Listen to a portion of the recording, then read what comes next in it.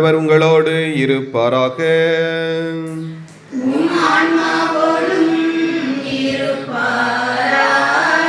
புனித யோவான் எழுதிய தூய நற்செய்தியிலிருந்து வாசகம்.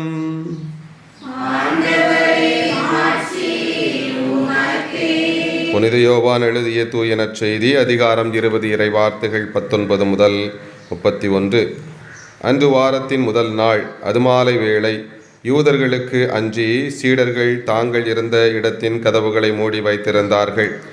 அப்பொழுது இயேசு அங்கு வந்து அவர்கள் நடுவில் நின்று, உங்களுக்கு அமைதி உரித்தாகுக என்று வாழ்த்தினார். இவ்வாறு சொல்லியபின் அவர் தம் கைகளையும் விலாவையும் அவர்களிடம் காட்டினார்.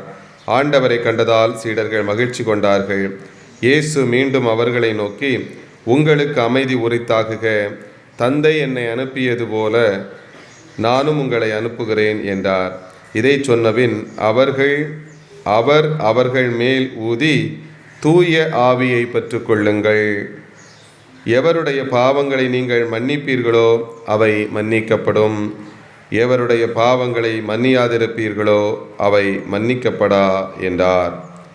12 ஒருவரான திதீம் என்னும் தோமா இயேசு வந்தபோது அவர்களோடு இல்லை. மற்ற சீடர்கள் அவரிடம், ஆண்டவரை கண்டோம் என்றார்கள். தோமா அவர்களிடம், அவருடைய கைகளில் ஆணிகளால் ஏற்பட்ட தழும்பை பார்த்து அதில் என் விரலை விட்டு அவர் விலாவில் என் கையை இட்டாலன்றி நான் நம்ப மாட்டேன் என்றார். 8 நாட்களுக்கு பின் அவருடைய சீடர்கள் மீண்டும் உள்ளே கூடியிருந்தார்கள். அன்று தோமாவும் அவர்களோடு இருந்தார். கதவுகள் பூட்டப்பட்டிருந்தும் இயேசு உள்ளே வந்து அவர்கள் நடுவில் நின்று, உங்களுக்கு அமைதி உரித்தாகுக என்று வாழ்த்தினார். பின்னர் அவர் தோமாவிடம், இதோ என் கைகள், இங்கே உன் விரலை இடு. உன் கையை நீட்டி என் விலாவில் இடு. ஐயம் தவிர்த்து நம்பிக்கை கொள் என்றார். தோமா அவரை பார்த்து, நீரே என் ஆண்டவர், நீரே என் கடவுள் என்றார். இயேசு அவரிடம், நீ என்னை கண்டதால் நம்பினாய், காணாமலே நம்புவோர் பேறு பெற்றோர் என்றார். வேறு பல அரும் அடையாளங்களையும் இயேசு தம் சீடர்கள் முன்னிலையில் செய்தார். அவையெல்லாம் இந்நூலில் எழுதப்படவில்லை. இயேசுவே இறைமகனாகிய மெஸ்ஸியா என நீங்கள் நம்புவதற்கும் நம்பி அவர் பெயரால் வாழ்வு பெறுவதற்குமே இந்நூலில் உள்ளவை எழுதப்பட்டுள்ளன. ஆண்டவரின் அருள்வாக்கு.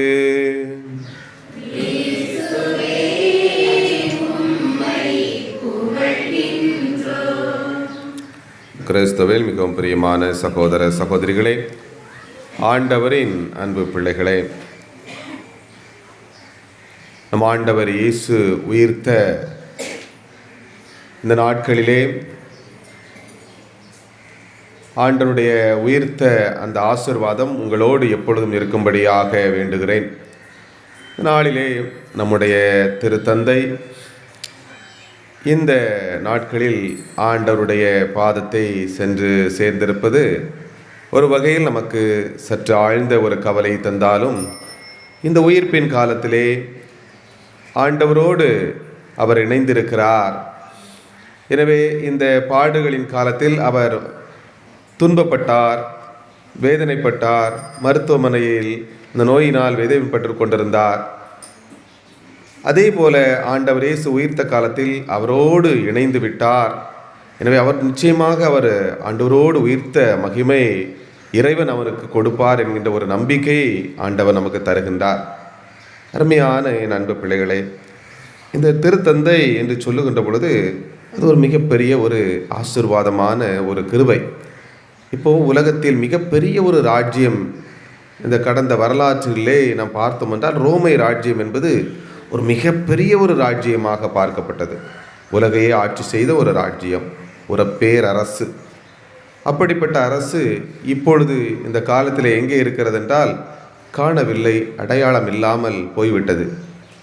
ஆனால் அப்படி உலகத்தையே ஆட்சி செய்த அந்த இடத்திலே இப்பொழுது யார் இருந்து ஆளுகை செய்கிறார்கள் என்றால், அங்கே நம்முடைய திருத்தந்தை அந்த இடத்திலே இருந்து ரோமையினுடைய அற்புதமான மையத்திலே, அந்த இத்தாலி இருக்கின்ற அந்த நாட்டிலே, அந்த வேட்டிக்கன் சிட்டி என்று அழைக்கப்படக்கூடிய அந்த இடத்திலே அருமையாக இருந்து அவர் ஆட்சி செய்வதை பார்க்கிறோம். இது ஒரு கடவுளுடைய கிருபை, இது ஒரு கடவுளுடைய கிருபை.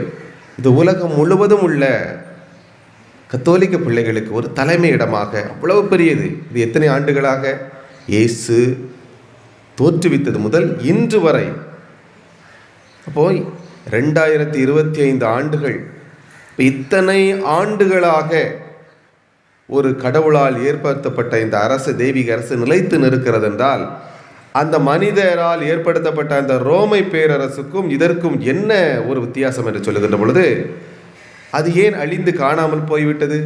இது என்றென்றும் நிலைத்து நிற்பதாக இருக்கிறது. இதற்கு இடையே உள்ள வித்தியாசம் என்னவென்று பார்க்கின்ற பொழுது, உண்மையிலேயே அது பலசாலிகளுடைய கைகளில் ஏற்படுத்தப்பட்டது. ஒரு ரோமை பேரரசர் எப்படி இருக்க வேண்டும்? நோஞ்சனாக இருக்க முடியுமா? முடியாது. ஒரு அரசர் என்றால் பலவிதமான பலம், திறமைகள், பலசாலிகள்.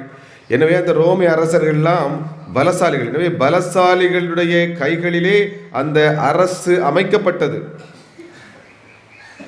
ஆனால் இந்த திருச்சபையோ ஒரு பலவீனமான ஒரு மனிதரின் கையில், ஒரு பலவீனமான ஒரு பாவியின் கையில், ஒரு சாதாரண மீன் பிடித்து கொண்டிருந்த ஒரு மனிதனின் கையில், இயேசுவை தெரியாது என்று மறுதலித்த ஒரு சாதாரண ஒரு பேதுருவுடைய கைகளில் ஒப்படைக்கப்பட்டது. அங்கே ரோமை ராஜ்யம் பலசாலிகளின் கைகளில் ஒப்படைக்கப்பட்டது. மிகப்பெரிய திறமைசாலிகள், பலசாலிகள், போரிலே பெரிய ஒரு வீரம். ஆனால் இங்கே பாருங்கள், மிகப்பெரிய ஒரு பலவீனம். பலவீனத்தின் கையில் கடவுள் ஒப்பு கொடுத்தார். ஆனால் ஒரு இடம் பலவீனமாக இருக்கின்ற பொழுது அங்கே யார் செயலாற்றுவார்? யார் செயலாற்றுவார்? நம்முடைய வலுவின்மையில் யாருடைய வல்லமை வெளிப்படும்? ஆண்டவருடைய வல்லமை. எனவே வலுவற்ற மனிதர்களின் கைகளில் இந்த திருச்சபை வைத்ததால் அந்த வலுவற்ற நிலையில் கடவுளுடைய வல்லமை வெளிப்படுத்தி அன்று தொடங்கி இன்று வரை நம்மை ஆளுகை செய்வது மனிதர்களா, இறைவனா? இறைவன். எனவே உண்மையிலே அதுக்கு மிக சாட்சியாக நம்முடைய திருத்தந்தை இருக்கின்றார். தன்னை அவர் ஒரு பேரரசருடைய அடையாளமாக பார்க்காமல் ஒரு வெற்று பாத்திரத்தின் அடையாளமாக பார்த்தார். தன்னையே வெறுமையாக்கினார். தன்னை வெறுமையாக்கி தனக்குள் இருந்து இறைவன் ஆளுகை செய்ய அவர் தன்னை அர்ப்பணித்தார். எனவே அன்பு பிள்ளைகளே, அவர் ஒரு தாழ்ச்சியினுடைய ஒரு நல்லதொரு திருத்தந்தையாக பார்க்கப்படுகின்றார். அதே போல ஏழைகளுக்குடைய அன்பு செய்யக்கூடிய ஒரு திருத்தந்தையாக பார்க்கப்படுகின்றார். சேரிகளின் திருத்தந்தை என்று அழைக்கப்படக்கூடிய அளவுக்கு ஒதுக்கப்பட்டவர்கள் மத்தியிலே அவர் இறங்கி சென்று அவர் பணியாற்றி இருக்கிறார். அருமையானவர்களே, சேரிகளின் ஆயர் என்று அழைக்கப்பட்டிருக்கிறார். ஆயராக இருக்கின்ற பொழுது ஏழைகள், எளியவர்கள், ஒதுக்கப்பட்டவர்கள்லாம் மிக அதிகமாகவே அவர் அன்பு செய்திருக்கிறார். ஏன்னா இப்படியாக தன்னை வெறுமையாக்கி இருக்கிறார். அது மட்டுமல்லாது என் அன்பு பிள்ளைகளே, எல்லா திருத்தந்தையர்களும் வந்து முதலாக தேர்வு செய்யப்பட்ட போது அவர்கள் மக்களுக்கு ஆசி வழங்குவார்கள். ஆனால் நம்முடைய மறைந்த பிரான்சிஸ் தந்தை ஒருபடி இதற்கும் மேலே சென்று தன்னை தாழ்த்தி கொண்டு இறை மக்களை நோக்கி, என் அன்பு இறை மக்களே, உங்களுடைய ஜெபத்தையும் உங்களுடைய ஆசிரையும் எனக்கு தாருங்கள் என்று சொல்லி தன்னை தாழ்த்தினார், தன்னை வெறுமையாக்கினார். எனவே அருமையானவர்கள், ஒவ்வொரு திருத்தந்தையும் உண்மையிலேயே கடவுளுடைய கைகளில் தன்னை ஒப்பு கொடுத்திருக்கிறார்கள். எனவே ஒவ்வொரு திருத்தந்தையும் இறைவனுடைய பிரதிநிதிகளாக இருக்கிறார். மனிதர்களுடைய பலவீனம் உண்டு. இப்போ பேதுரு மனித பலவீனம் தான். ஏன் 3 ஆண்டுகள் உடனிருந்தாலும் கூட 3 ஆண்டுகள் உடனிருந்தாலும் கூட கடைசியில் பார்த்து ஆண்டவர் கூடயே அற்புதங்களை கண்டு ஆண்டவர் கூடயே நடந்து சென்று அந்த தண்ணி, அதாவது கடல் மீது நடந்து ஆண்டவரோடு சென்றவர். அப்படிப்பட்ட பேதுரு ஆண்டவரை எத்தனை முறை மறுதலித்தார்? 3 முறை. மறுதலித்த பிறகும் கூட அவர் கையில் தான் திருச்சபையை ஆண்டவர் ஒப்பு கொடுத்ததை மாற்றவே இல்லை. ஆனால் எனவே அப்படி பலவீனமான பிள்ளையை கடவுள் எப்படி தூக்கி விட்டிருக்கிறார்? இன்றைய அது பேர் என்ன, முதல் வாசகத்திலே பாருங்கள், மிக அற்புதமாக கொடுக்கப்பட்டிருக்கிறது. பாருங்கள், மிக அற்புதமாக.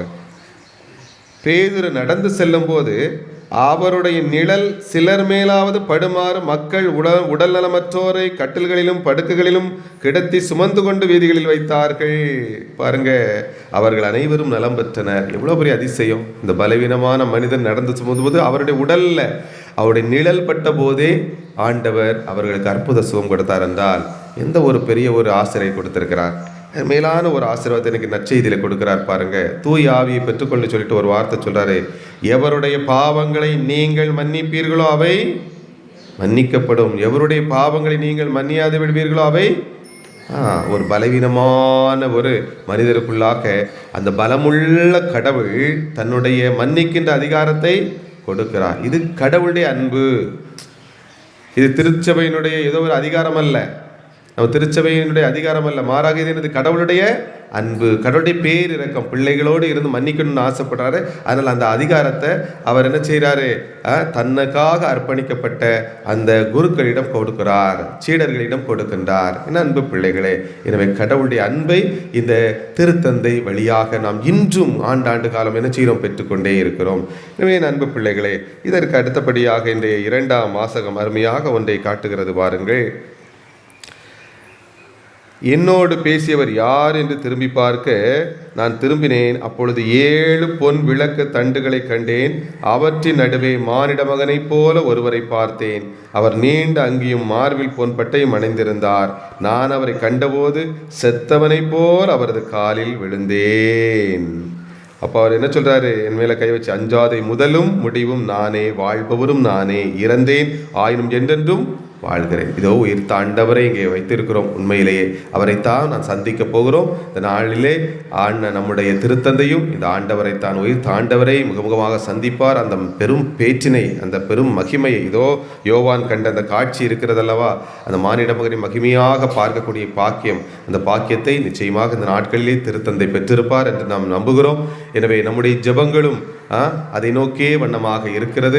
எனவே திருத்தந்தை அவர்கள் நம்முடைய புனிதர்களுடைய வரிசையில் அவரும் இடம்பெற்று உண்மையிலேயே நமக்காக பரிந்து பேசுகின்ற ஒரு புனிதராக, புனித ஆன்மாவாக இறைவனுடைய பாதத்தில் என்றென்றும் இருக்கும்படியாக நாம் நம்முடைய திருத்தந்தையினுடைய ஆன்மாவை ஆண்டவருக்குள்ளாக ஒப்பு கொடுத்து எப்பொழுதும் நாம் என்ன செய்வோம், ஜெபித்து கொண்டிருப்போம். இந்த நாட்களிலே இறுதியாக என் அன்பு பிள்ளைகளை தோமையார பார்த்து சொல்வார், கண்டு விசுவசிப்போரை விட காணாமல் விசுவசிப்போர் பேறு பெற்றோர் என்று நம்மை குறித்தும் சொல்லுகின்றார்.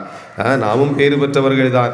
எனவே இங்கே புனித பிரகாசியம்மாள் பேறு பெற்றோர், புனித சவேரியார் பேறு பெற்றோர், நம்முடைய திருத்தந்தை பேறு பெற்றோர். அவர்கள் மட்டுமல்ல, என் பிள்ளைகளே நீங்களும் பேறு பெற்றவர்கள் என்று சொல்லி இன்று நம்மையும் ஆசீர்வாதமான பிள்ளைகளாக அன்பொழுக அழைக்கின்றார். எனவே அந்த உயிர்த்த ஆண்டவருடைய ஆசி பெற்ற பிள்ளைகளாக, ஆண்டோடைய பிள்ளைகளாக என்றென்றும் வாழ்வோம். ஆமென்.